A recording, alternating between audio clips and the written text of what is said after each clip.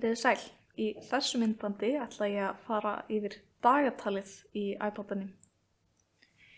Til þess að opna dagatalið þá ýtum við hérna á kalender og þið sjáið að dagatalið sýnir alltaf hvaða vikudagur og mánaðardagur er þegar við sjáum forritið fyrst á heimaskanum.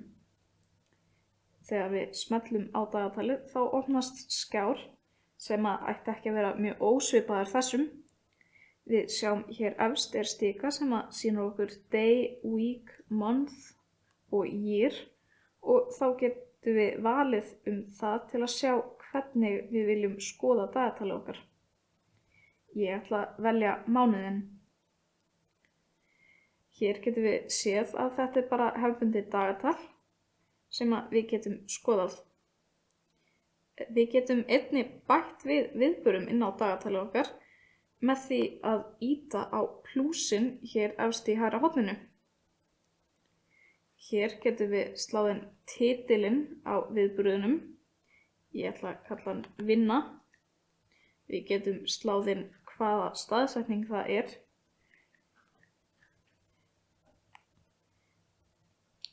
Og síðan getum við valið hvort að viðburðurinn standi allan daginn og hvenær hann byrjar og endar. Ef það er kveikt á allan daginn þá getum við einungis valið hvað dagsetning er.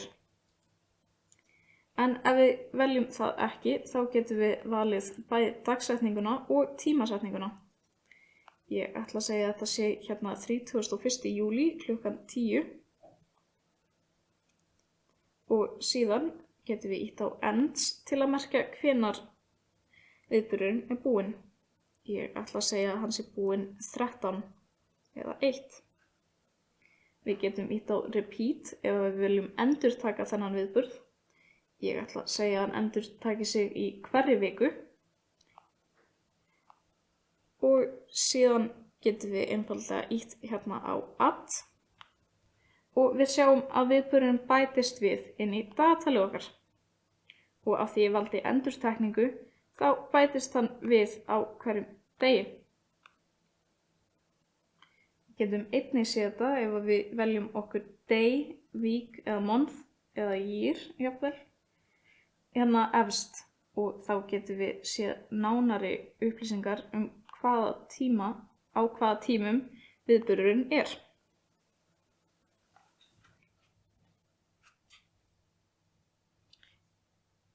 Já, þetta er dagatalið. Til þess að eyða þá einfaldlega höldum við inni viðburðinum og ýtum á delete. En það gildir flestallt í spjaldtölvunni okkar.